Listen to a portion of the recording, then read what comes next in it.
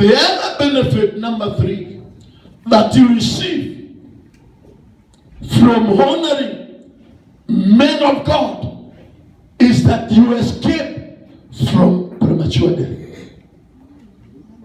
You escape from premature death by honoring men and women of God. Praise the name of Jesus. In Ephesians chapter number 6, from verse number 1, praise the name of the Lord. Ephesians chapter number 6. I know many of us know this scripture. This is a scripture with a great promise of living long.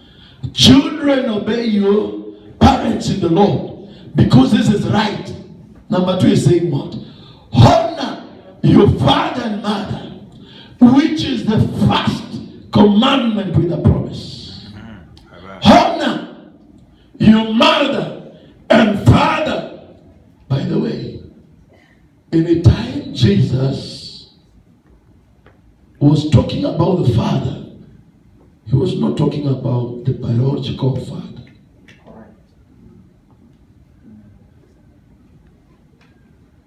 I don't know why. He was not very, very close. Not that he wasn't close. Even when they write the Bible, they write Jesus, son of David, son of Abraham.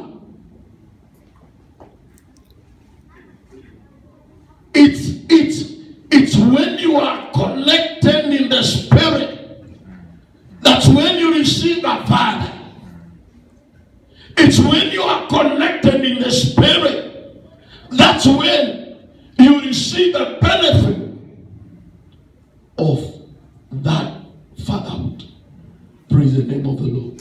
Some of you are witnesses that from the time I've connected to Reverend Steve, my life changed. From the time I connected to Reverend Anthony, my life changed. From the time I connected with this so and so man of God, he has given me more than what my father would have given me. Honor your father and mother, which is the first commandment with a promise. Number 3 is saying what? That it shall go well with you, and that you may have long life in the land. You have long life by honoring your mom and dad, by honoring your father in the Lord, by honoring your mom in the Lord. There is a promise of you receiving long life. I don't care what the doctors are saying. One way of living long is honoring your spiritual authority, your father and mom. Praise the name of Jesus. That God just prolongs your life so that you can continue honoring them. Because I say to you, a man of God, God has called him, God has prepared him, God has anointed him. And so he's a special person in the eyes of the Lord. And one thing that God knows, when you honor a man of God, God is happy about it. And so, if you die, you can't be able to honor the man of God. So God will want to give you long life so that you can continue honoring the man of God. And as you continue honoring the man of God, there is a benefit that comes over your life. Praise the name of Jesus. Amen. Let's first read the scripture, because I like to justify through a scripture. 2 Kings chapter number 2, verse number 23. These are some young men, 42 I think of them. They looked at the man of God and they dishonored him. Yani wakamdharau tu. Sijui kama vile alikuwa anatembea, sijui ni upara ambao alikuwa nayo. Na akasema upara kuto mzee. You know, from there Elisha went up to Bethel. As he was walking up the path, some small boys came out from the city and they harassed him, chanting, "Go up, boldly up. Go up, boldly." Hey, Jesus. He turned around, looked at them, and cast them in the name of the Lord. Hey. Then the Bible says that 2 female bears came out of the woods and they mauled the 42 of the youths. They died prematurely because they failed to understand the principle of honor. If they knew the principle of honor, they could have lived long. They could have been productive. But because they dishonored the man of God, they just died. And 2 bears came from the woods. Yani wakakula tumijana. I can't understand how just 2 bears can eat around 42. Yani unless these bears were anointed from heaven, I'm telling you. There are people who are dying not because of the sickness, but they are dying because of dishonor. Correct. And sometimes we think so and so. Unajua tukienda kwa mazishi, asema tuseme aligonjeka, akafanya alikufa sababu ya hiyo. Come on, we need to start investigating. And so many people in church, they die because of dishonor. That's right. Praise the name of God. Hallelujah. Some they just talk anyhow about the man of God in a dishonorary way. Now unaona tu wengine wakiangamia, though they are not dead physically, but you meet with them and see these people are just dead.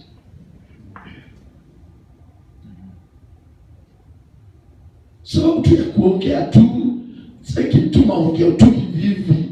Maongeo tu ya mtu ambaye kama hata ajui anasema nini, ama huyo anaongea kumhusu ni nani, and you find them completely destroyed. Praise the name of the Lord. Amen. Amen.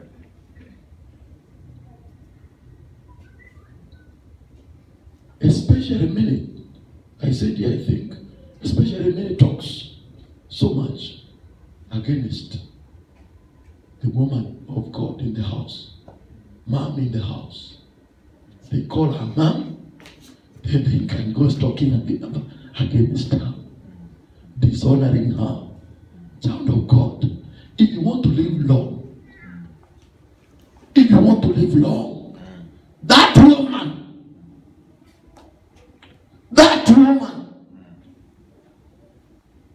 that woman who has lived with your father all this long, taking care of her, honor that woman.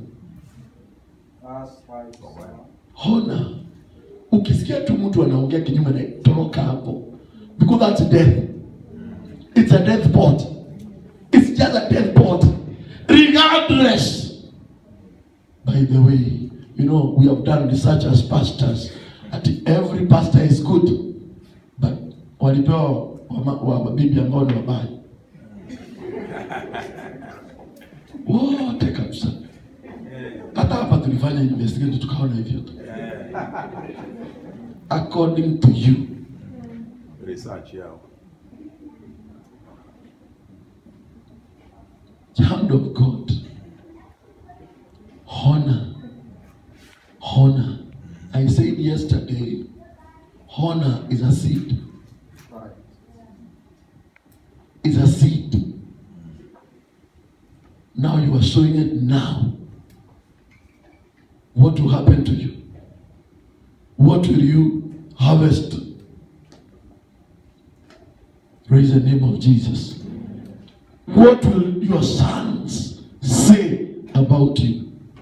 What will your say about you. When you dishonor your fathers and mother, for sure, death will rise against you. I don't know what to talk. Read other scriptures. Let me say another one, number 4. It shall be well with you. When you honor the same scriptures you have read, it shall be well with you. There is nothing as powerful when all is well with you. Amen. All is well. If you honor your mom and dad, it will be well with you. Wacha kupatia asas na stress. By the way, unajua kuna washirika wanatupatia asas na stress. Yani ulali juu ya anasumbua sana. Imagine umelea mtu kama mtoto wako umemlea, Hassan, my daughter umemlea. Anafanya kikitu. Yani anafanya kikitu unasikia tu kama ukufe. Imagine. Na si mtu umezaa, lakini usini mtoto wako. Umemzaa kwa Injili. Umemzaa na uchungu. Umelia sababu yake. Then you just look and see this horn.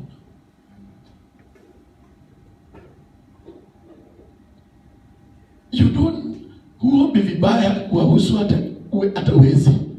Lakini you see there is the one who has placed this man, this woman of God in a place.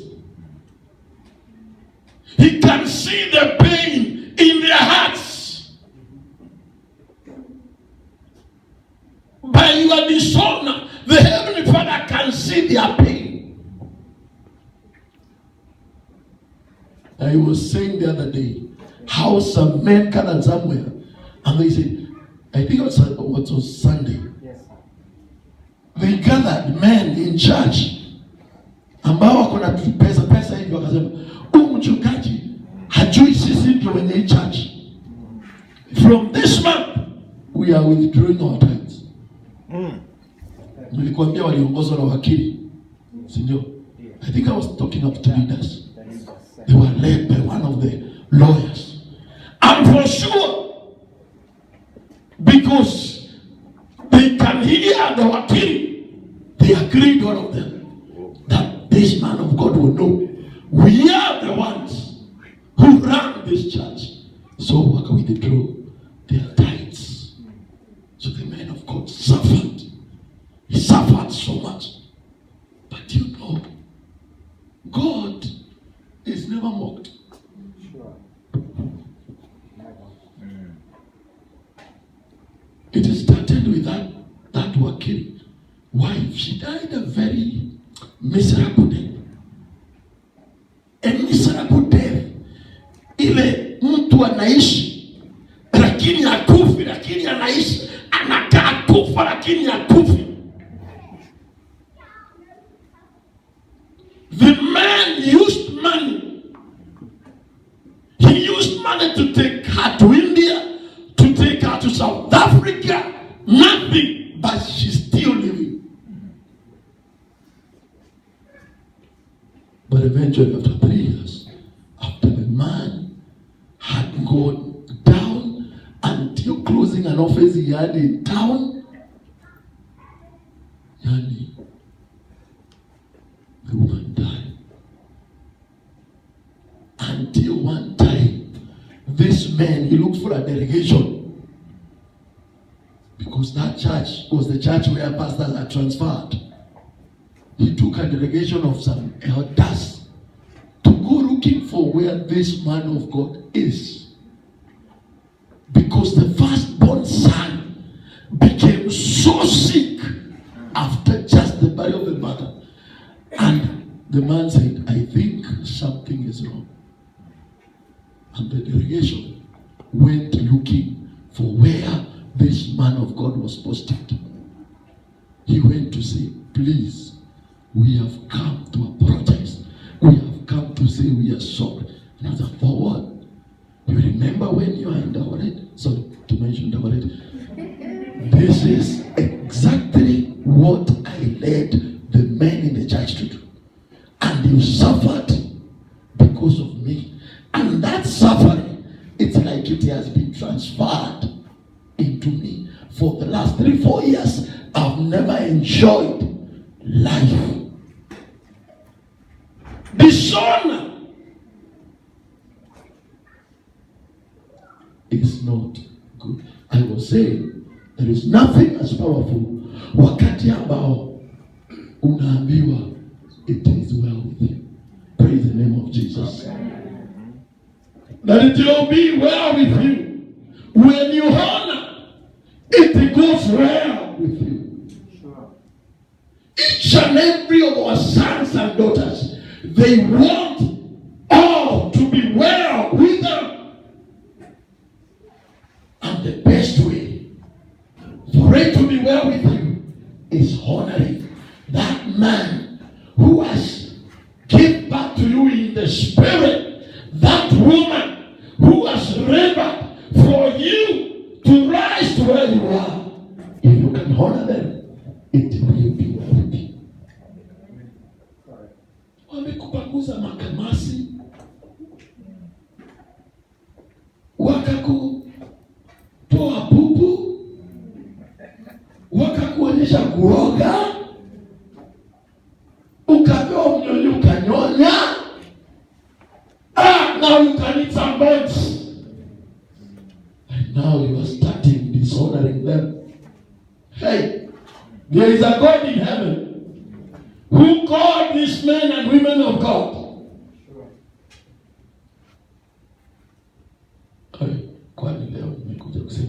I was talking about honor, and I was saying, when you honor men and women of God, it goes well with you. Praise the name of the Lord. Isaiah chapter number 3, verse number 10 says, say to the righteous, it shall be well with them. Praise the name of the Lord. Number 5.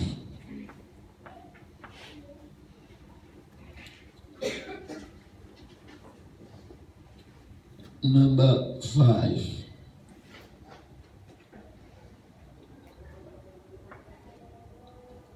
Honor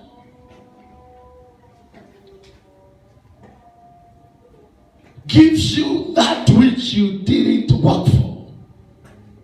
Honor gives you that which you didn't work for. Praise the name of the Lord. Just by honoring, honor pushes you to where you are not qualified for. It pushes you to have things which out there, even if you stayed for how long, you couldn't get them. Praise the name of the Lord. I'm seeing this guy called Elisha. Praise the name of the Lord. This guy decided just to honor a man of God called Elijah. And he decided to follow this man without giving up. This guy was a farmer or something. Eh? So he was a farmer. You remember him even selling what? His socks and his blouse, you know, saying, I have just decided to pursue this man. Praise the name of Jesus. And this guy followed this man. He pursued him. Even when there was a lot of opposition, he continued pressing on. In 2 Kings chapter number 2, verse number 10.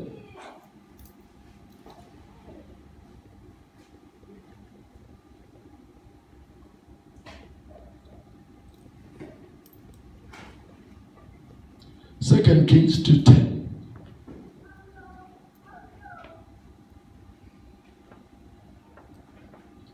Elijah replied, you have asked for something difficult, but If you see me being taken from you, you will have it.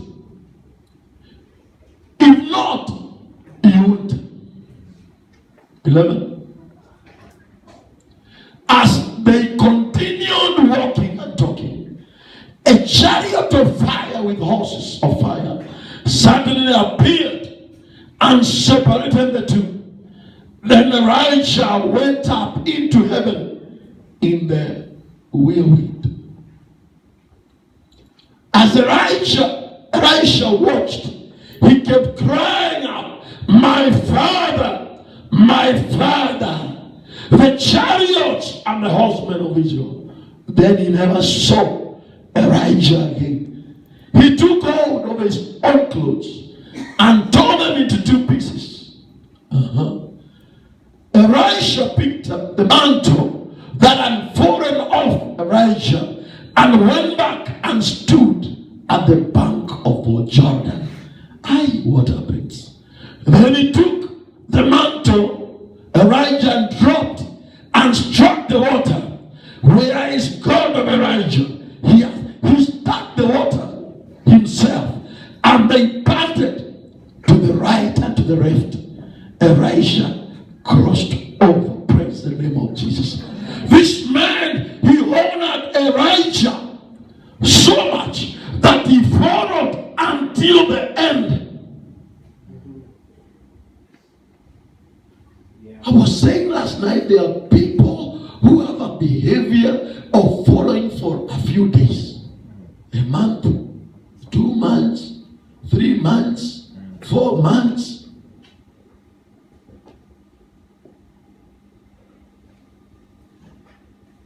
It is said, if you want to know something, give them time. Give them time. Give them time. Some people are quick to come and say, "Oh, I honor you. I love you. I will not leave you. I will not forsake you. I will be there with you." Just give them one. Just give them one. Time will tell if they were serious enough.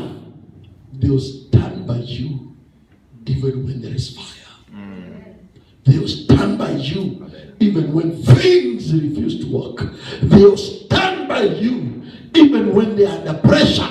They will stand with you even when things have refused to work for them.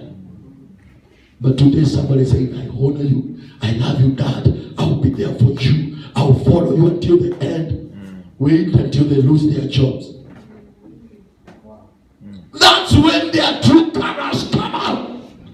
Kumbe they were there because they want jobs. That's when they say, "Hii church hata watu habarikiwi. Nilikuja na kazi, sasa sina kazi." Come on. Do we evaluate God by jobs? Is that how young we are? That we compare God na job. We compare God with business. Hey. Praise the name of the Lord. Hallelujah. By the way, if you try comparing God with jobs and businesses, He causes you to lose it. That's right. He causes you to lose it by Himself. Yeah.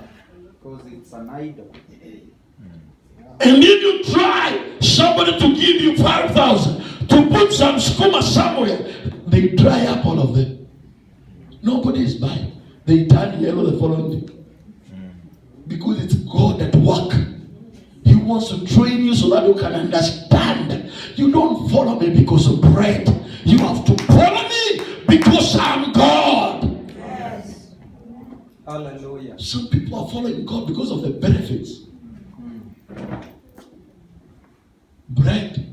You remember those people who came to the meeting? Jesus looked at them and said, "I can discern. You are not here because of the word. You are here because the other day I gave bread.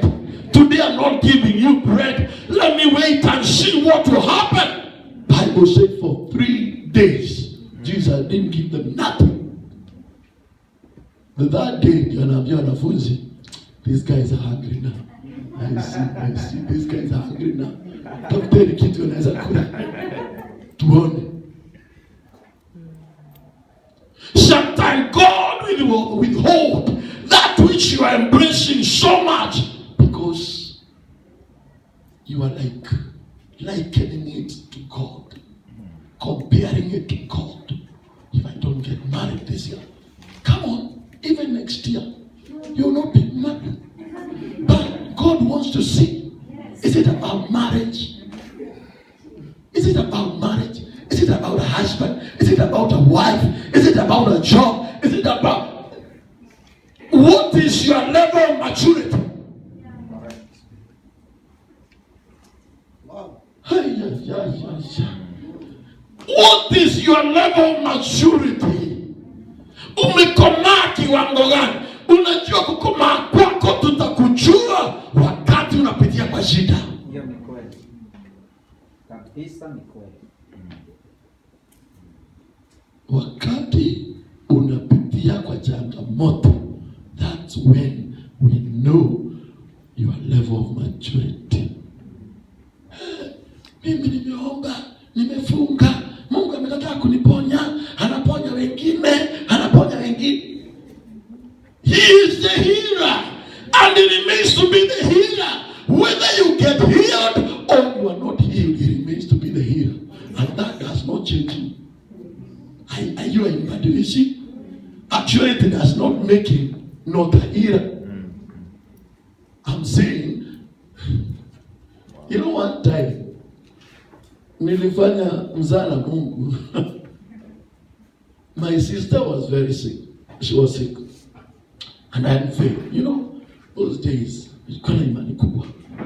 and so I did a fast and prayer. And then that day I came and laid down to him.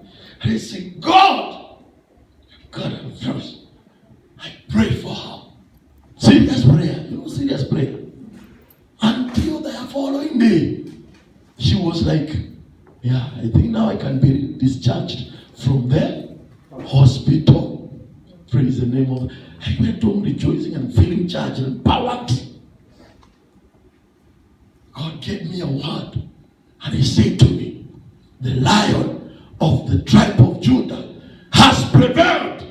And that night, I celebrated God the whole night that God, my beloved sister, is well. The following day, I go to the hospital. She's dead. Dead.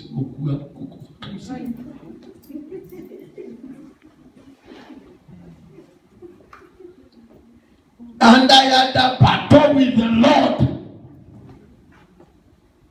for several days. I couldn't pray. I couldn't talk with him. I protested. I told him, you are a liar. I told him, you are everything. You are this and that. Excuse me. As I was protesting, he told me, after you finish protesting, you will still come back. You protest, you continue protesting, but at the end of it all,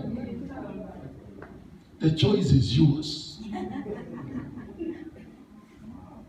And after some weeks, I came back to my senses. I told myself, I think I've left God now.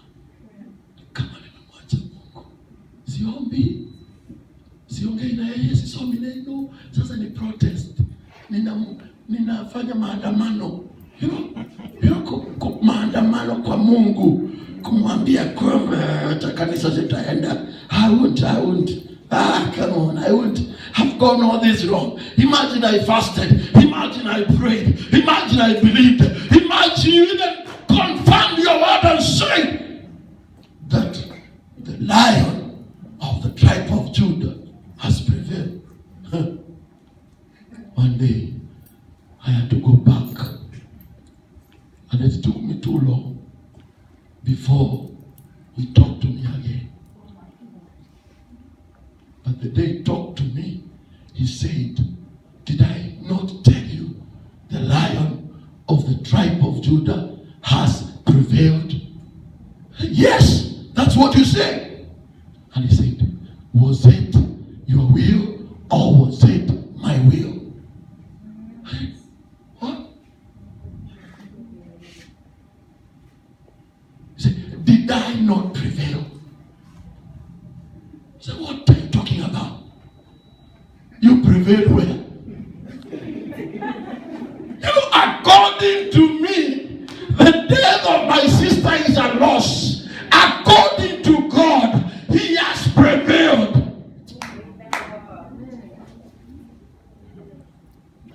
And I'm like, this is too much.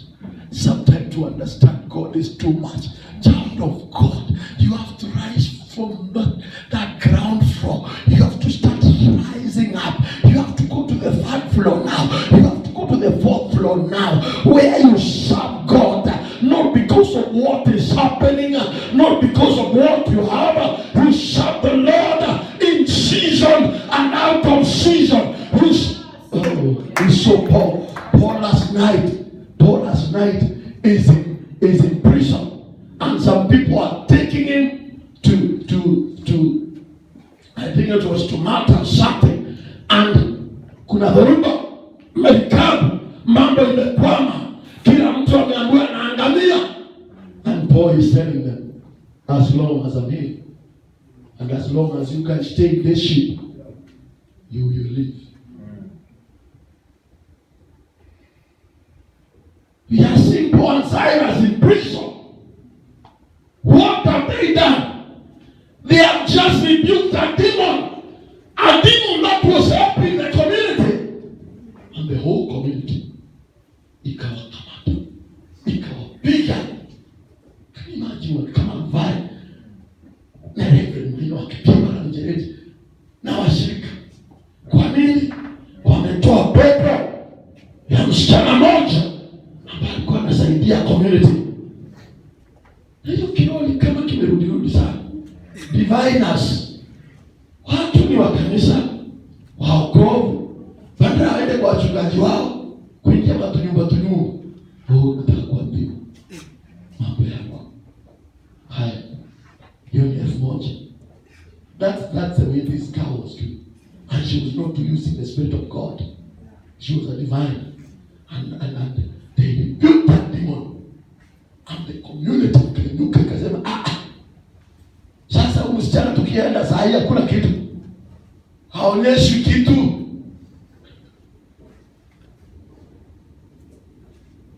Wakapigwa, lakini ati wako ndani seli, wamefungwa, milango ya gereza imefungwa, kuna askari wako hapo nje wamewalinda, lakini wanainua sifa mbele zake Bwana. Because these are not children in the Spirit. These are mature men and women of God. Do you know sometimes you wake up in the morning, you feel like you can't preach. You feel like you can't even come to church. But you know these men of God. Because God has graced them. He has prepared them. He has matured them. Sometimes they stand on this altar telling God, it is you to speak, because me now I'm empty, I'm nothing. Actually umenikoroga ile mambo na bidii sahihi, but they still come. Lakini wewe radio yakuja kwako tu afunge nyumba asubuhi, hiyo wiki mbili utakuja wewe. Ati umemwacheka ukosi. Hawakuja kuniona. Come on. Hiyo kanisa haina upendo. Hawakuja kuniona nikiwa hospitali, lakini Mungu alikuponya. Lakini wewe unaangalia kanisa, huoni Mungu akikuponya. So it were better if you died, we come and bury you, instead of you coming rejoicing, I was sick, but now I'm healed. Mtu mpaka anapuputu anasema hiyo kanisa haina upendo hata kidogo. Haina. God God is just testing your maturity. How mature are you? Saa zingine actually ana make sure pastor hayuko karibu wakati unaonjeka.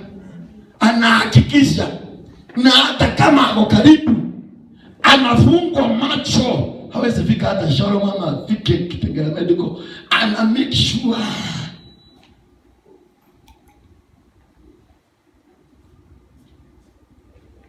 ndio tu aone wewe bado hujafika mahali ambapo unaweza tu kumtegemea kabisa yeye.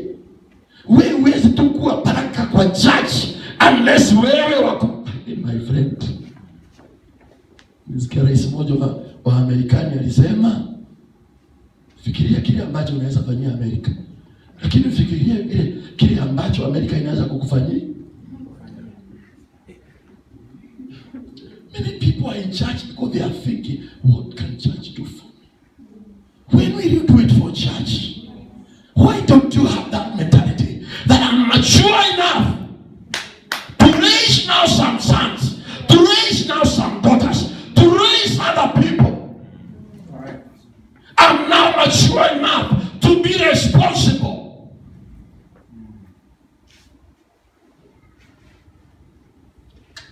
Check. Okay. Praise the name of the Lord. Amen.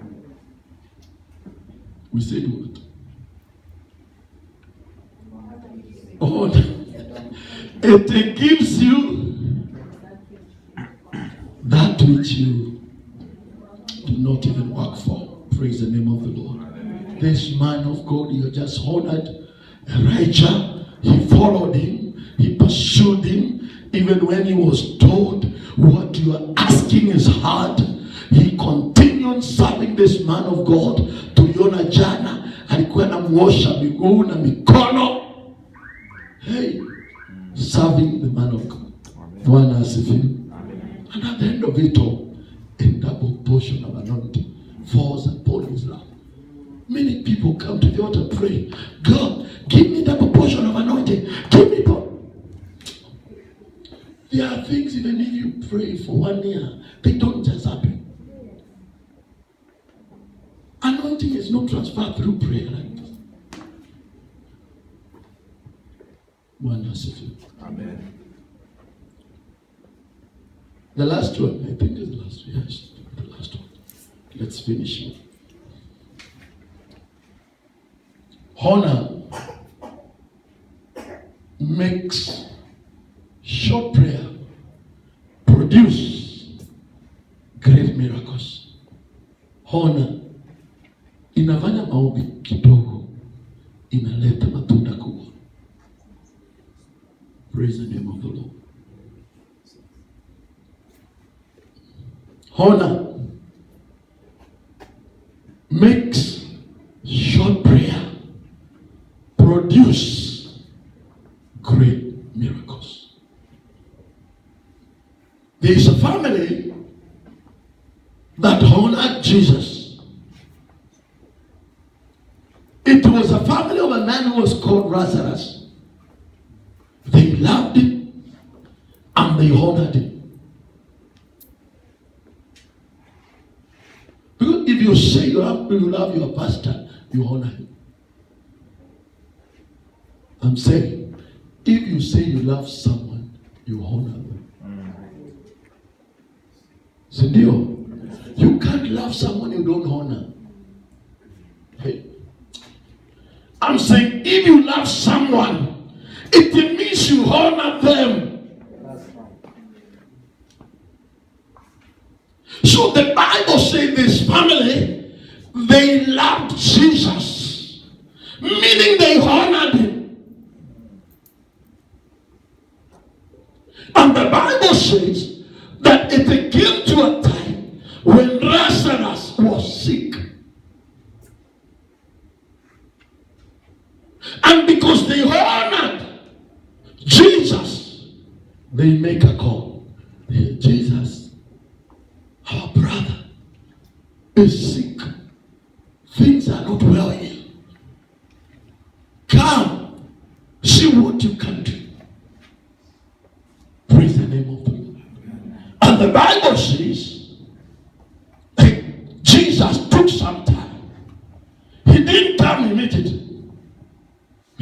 can send a letter, or they had called an SMS or something. I don't know what was the medium thing. Or they sent some people to go and say to him, our brother is sick. But the Bible says at the end of it all, Lazarus died. He completely died. Praise the name of Jesus. And now when he died, of course, they started the matanga thing. They continued with the matanga until eventually they buried Lazarus. But the Bible said that Jesus, he said to his disciples, 20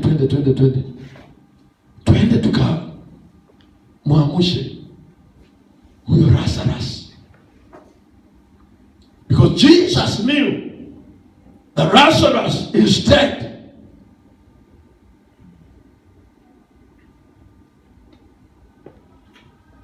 Sometimes we think Jesus doesn't know what is happening in your life, but I come to submit to you. He knows every bit.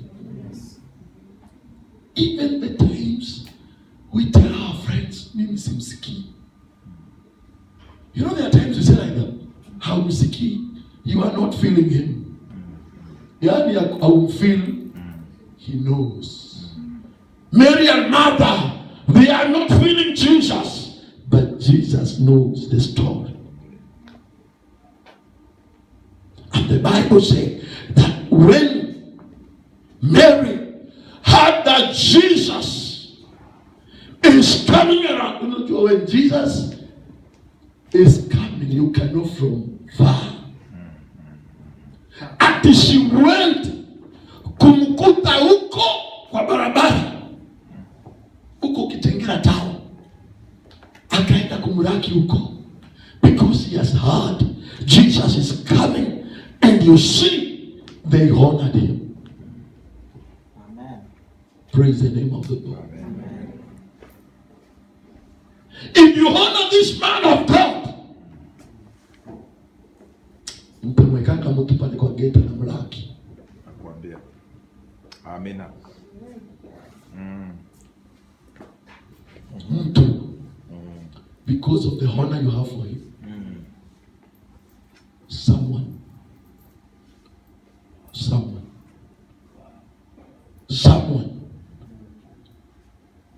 just wait for him, because he's an honorable man. Mary, she went up to the town waiting. Sasa wanakutana, anaanza kumwambia vile kulienda, anaanza kumwambia kwamba kama ulingelikuwako, something could have happened. And the Bible says they came, until they came to the family. This time around, it doesn't happen like the way it happens today, because nowadays, if you have a matanga, immediately after the burial, everybody disappears. Those days, people will continue mourning even after the burial. And so Jesus shows around, he finds people weeping and say, you know, hata Yesu amekuja, lakini amekuja when it's too late. Praise the name of the Lord. Amen. And the Bible says, Jesus is there, and he said to the sisters, show me where you have laid him. And the Bible says that they say, Jesus, that place, it's 4 days now. Alikufa, tukamweka kwa makaa, tukaweka kwa maji, tukikongojea. But now, you already buried him. Now, it's already done. Now he's thinking now.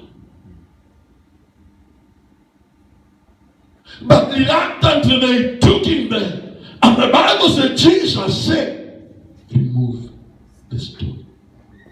Praise the name of the Lord. Amen. Remove the stone. Remove the stone.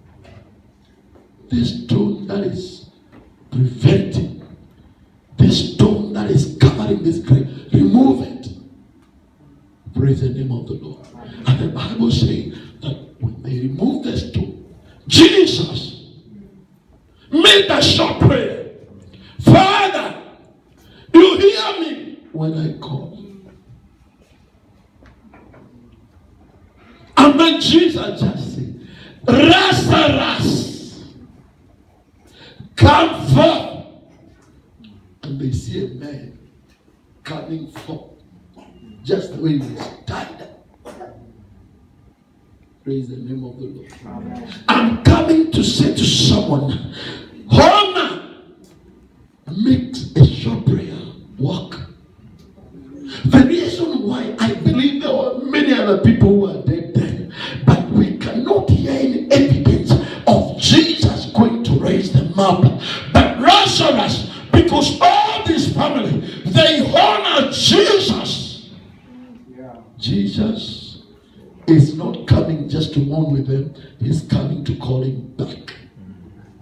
Just to demonstrate for sure. Watu wamejaribu kuulizana kama Yesu Kristo basi naye alikuwa anawapenda, kwa nini basi hajakuja? Kwa nini hatakuja kwa matanga? Kwa nini hakuja hata kumponya? Lakini Yesu anataka to demonstrate what he can do to those who honor him. I'm praying in the name of Jesus tonight. As we honor these men and women of God, let God answer every of your prayer in the name of Jesus Christ. As you purpose in your heart to honor the man, the woman whom the Lord has given unto you, and prophesying over your life that every prayer that you are going to pray, the Lord is going to answer. Amen. Why is there so much ignorance in our prayers? Dishonor. Dishonor. Dishonor prevents our prayers. Do you remember that even us men, we are told before you pray, work out your things with your wife, because it's possible you pray and I don't answer.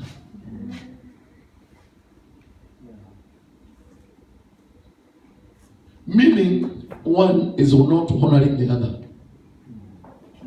Meaning kuna moja heshimu ingine. That's the reason why he said, before you come to pray, make things,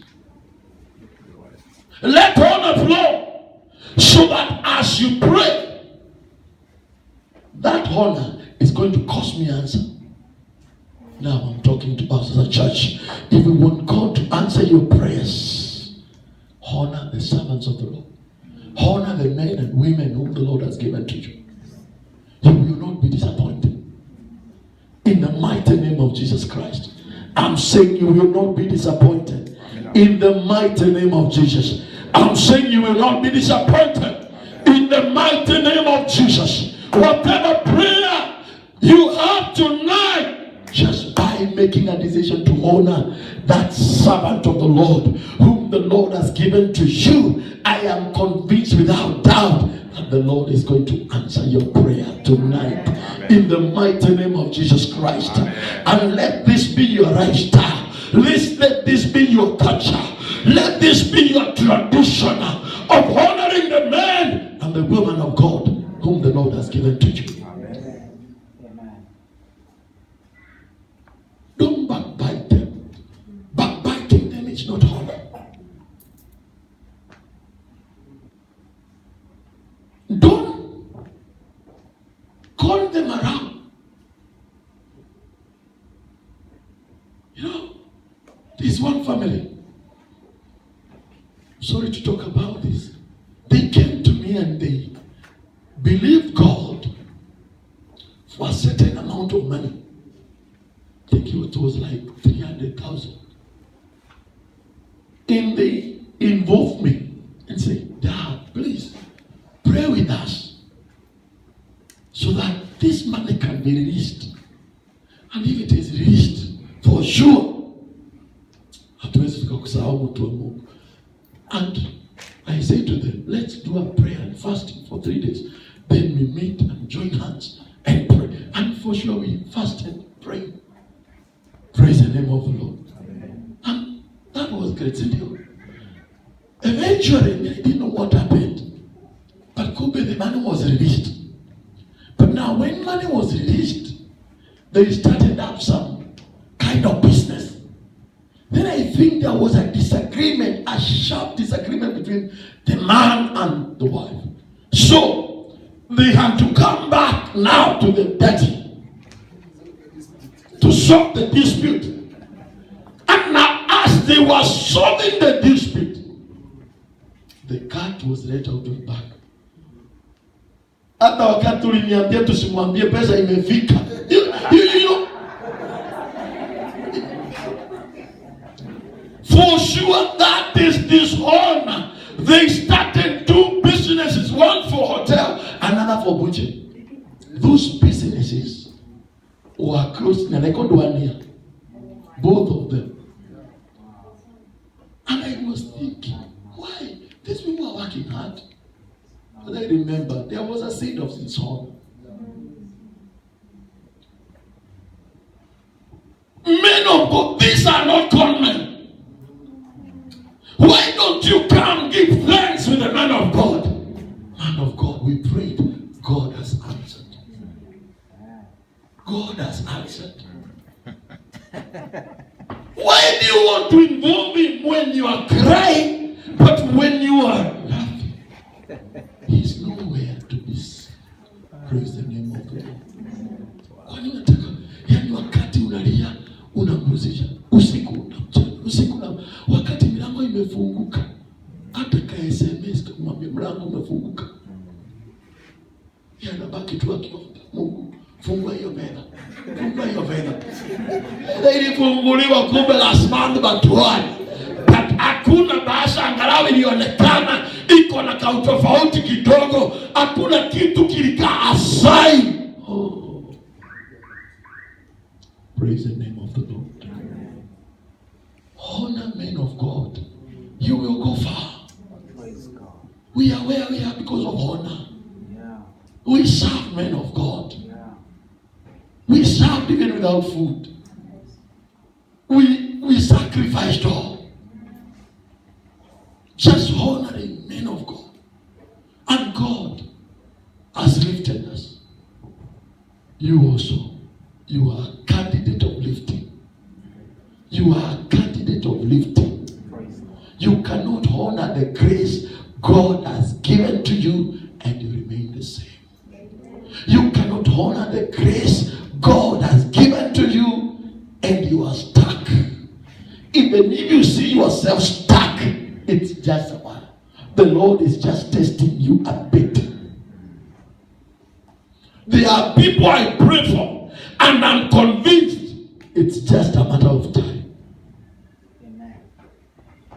Because of the honor they have. But there are people you pray for and you can say, God help. When you have a true power, hii kesi niwe utaamua wewe mwenyewe tu Bwana. May the Lord help us tonight in the name of Jesus that we can honor the men and women of God whom the Lord has given unto us. Amen. Let's stand on our feet.